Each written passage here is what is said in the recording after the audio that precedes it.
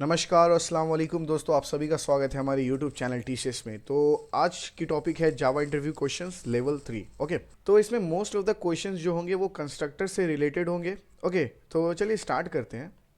तो यहाँ पे सबसे पहली क्वेश्चन यहाँ पर ये हो सकती है एक इंटरव्यूअर की तरफ से, that's what is the output the following program. Okay, तो आउटपुट क्या होगी इस फॉलोइंग प्रोग्राम की।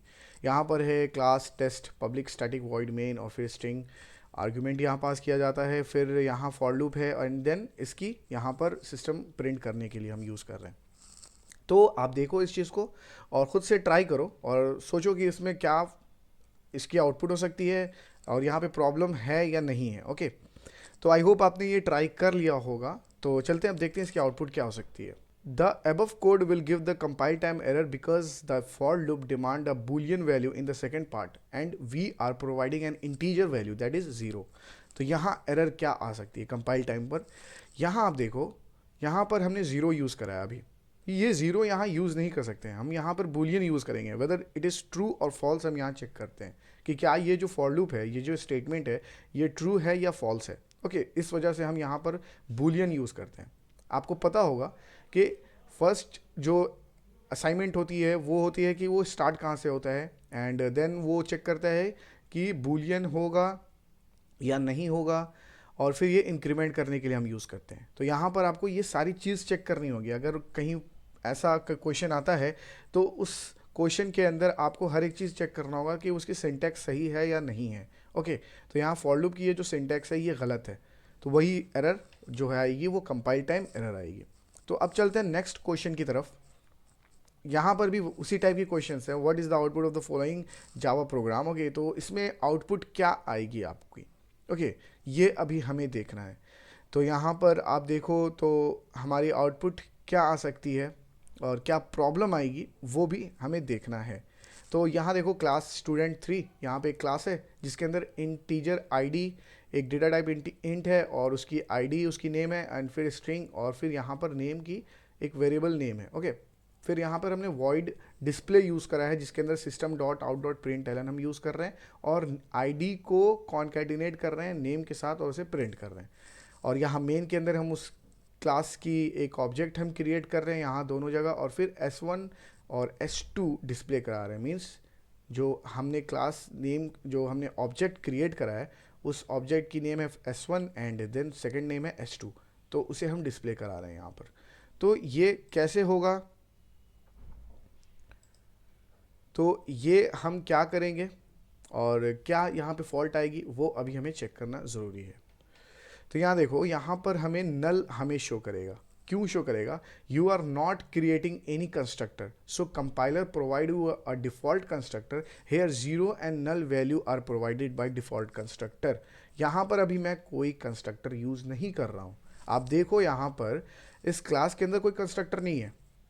ओके, यहाँ पर हमने सिंपल एक फंक्शन का इस्तेमाल करा है वॉइड डिस्प्ले।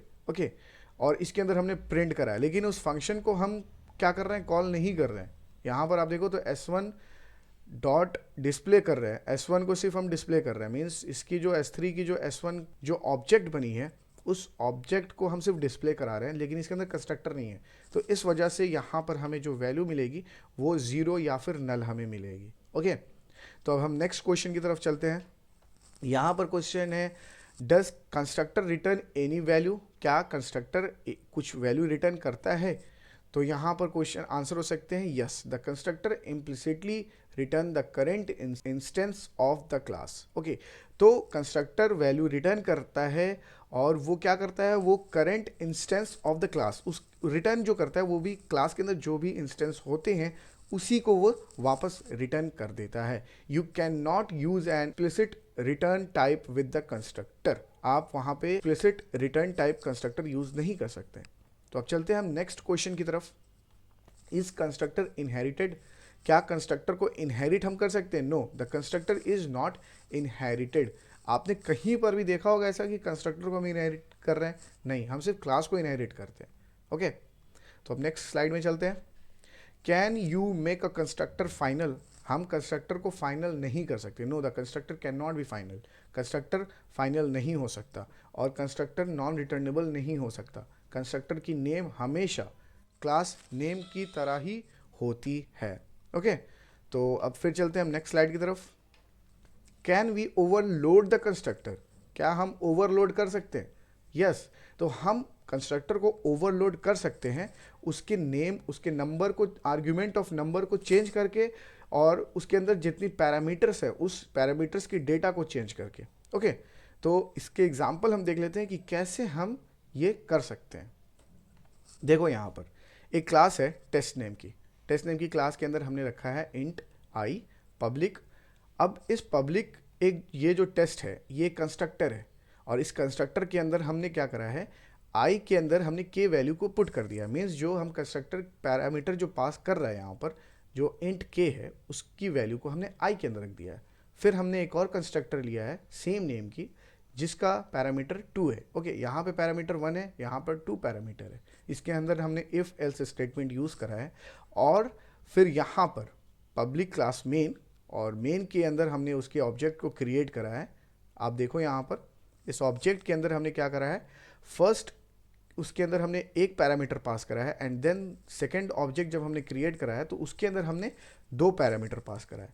तो ये सबसे पहला वाला जो पैरामीटर है ये जाएगा इस कंस्ट्रक्टर के पास, और इसके अंदर क्या करेगा, के की वैल्यू को आई के अंदर पुट करेगा, और वही यहाँ पे क्या कर रहा है, हमने प्रिंट कर दिया system dot out dot print L test 1 dot I. Means test 1 की जो मैंने ऑब्जेक्ट क्रिएट करी है उसके अंदर रखी हुई आई वैल्यू को प्रिंट कर दो। तो यहाँ पर ये क्या करेगा, 10 को प्रिंट कर देगा।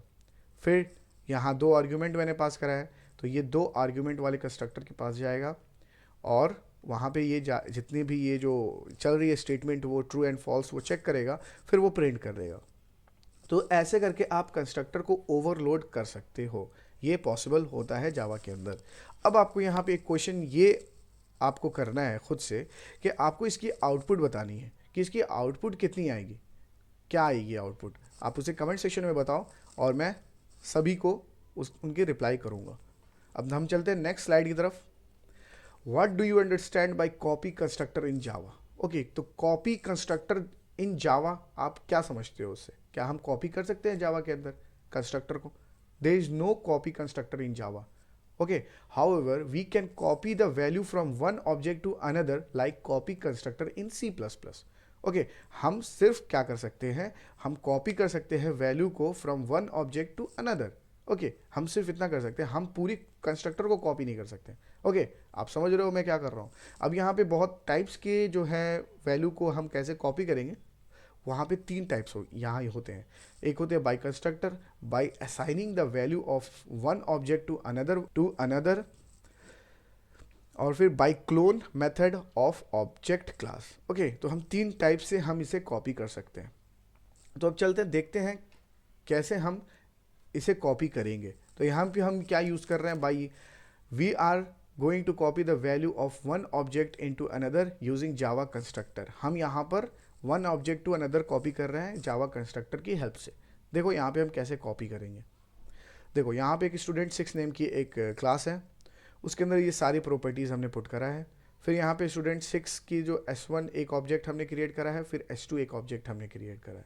अब देखो यहाँ पर क्या होता है, ये इंटीजर टाइप क्या है, इंट आई और फिर स्ट्रिंग n। यहाँ पे हम 2 डेटा टाइप हम इनिशियलाइज कर सकते हैं, इसकी पैरामीटर 2 है।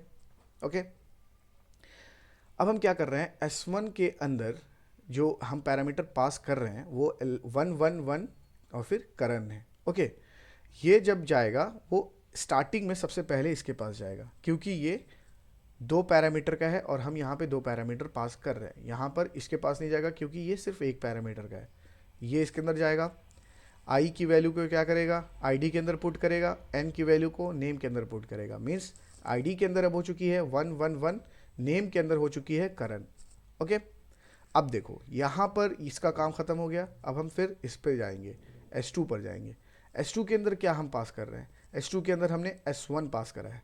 तो S1 जब हम S2 के अंदर पास करेंगे तो वो क्या करेगा, ये इन दोनों वैल्यू को ये एक ही तरीके से देखेगा। ये सिर्फ एक वैल्यू है, तो इस वजह से ये S1 के अंदर पुट हो जाएगा। S1 को हमने पास करा यहाँ पर, ये स्टूडेंट 6 S1 हमने एक यहाँ पर इसकी पैरामीटर नेम हमने रखी है। अब क्या करेगा, s.id, मतलब s.id के अंदर क्या करेगा, id पुट कर देगा, मीन्स एस, इसके स्टूडेंट 6 नेम हमने एस करा है, तो S dot I D, I D के अंदर क्या करेगा, ये आई डी पुट कर देगा, फिर एस डॉट नेम, ये नेम पुट कर देगा, और फिर नेम को ये क्या करेगा, यहाँ पर प्रिंट कर देगा।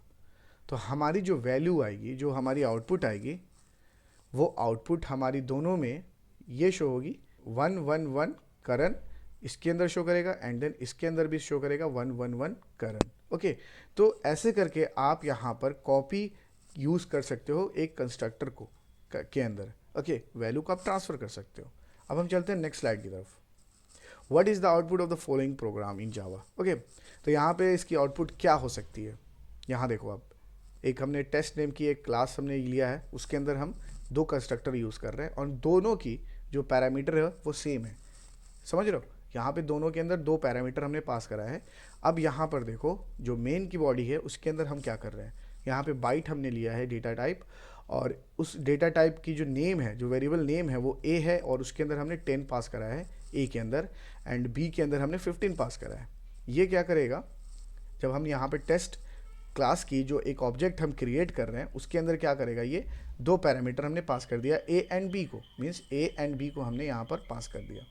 अब ये सबसे पहले क्या करेगा, ये आप अभी सोचो, और इसकी आउटपुट के बारे में आप सोचो। अगर आपको पता है तो भी बहुत ही अच्छी बात है, अगर नहीं पता तो मैं आपको बताता हूँ। ओके, तो आई होप आपने सभी को ट्राई कर लिया होगा। तो अब चलते हैं सोल्यूशन की तरफ। इसकी जो आउटपुट होगी वो a is equal to 10 and b is equal to 15 होगी। सिंपल, कैसे क्या करेगा, जब हमने यहाँ पर टेस्ट कंस्ट्रक्टर को जब हमने कॉल करा है तो वो देखेगा कि इसके अंदर दो पैरामीटर है, और कंस्ट्रक्टर के अंदर जो दो पैरामीटर के कंस्ट्रक्टर हैं वो उसके पास जाएगा। तो यहाँ पे सबसे पहला जो कंस्ट्रक्टर है वो ही दो पैरामीटर का है, यहाँ पर सेकेंड कंस्ट्रक्टर भी दो पैरामीटर के हैं, लेकिन ये सबसे पहले इस पे जाएगा। जब इसी ने इसको यूज़ कर लिया तो वो क्या करेगा, ए की वैल्यू को पहले यहाँ पे शो करेगा, एंड देन बी की वैल्यू को यहाँ पर शो करेगा, और ये system dot out dot println से उसे प्रिंट कर देगा स्क्रीन पर। तो ये क्या हो रहा है, यहाँ पर आप देखो तो आप सेम टाइप के कंस्ट्रक्टर को यूज़ कर सकते हो, और इसी को कहते हैं कंस्ट्रक्टर ओवरलोडिंग। ओके, और यहाँ पर क्या हो रहा है, यहाँ पर भी सेम पैरामीटर है, यहाँ पर भी, और दोनों कंस्ट्रक्टर में सेम पैरामीटर, बट ये सबसे पहले वाले पे जाएगा क्योंकि सबसे पहले वाले ने ही इसे यूज़ कर लिया है। ओके, कॉल कर लिया। तो ये थी इसकी आउटपुट, और ये ऐसे भी क्वेश्चंस आ सकते हैं। तो आई होप आपको अभी मैं जितनी चीज़ बताया हूँ वो सारी चीज़ आपको समझ में आ चुकी होगी, और आपके लिए ये क्वेश्चन हेल्पफुल होगा। ओके, अगर आपको फिर भी कहीं डाउट है उसे आप कमेंट सेक्शन में पूछो, और जो मैंने क्वेश्चन आपसे पूछा है उसकी आउटपुट वो भी आप कमेंट सेक्शन में बताओ, और फिर मैं आपको रिप्लाई करूँगा और उसकी सही आंसर मैं आपको बताऊँगा। तो चलते हैं। ओके, अल्लाह हाफिज़।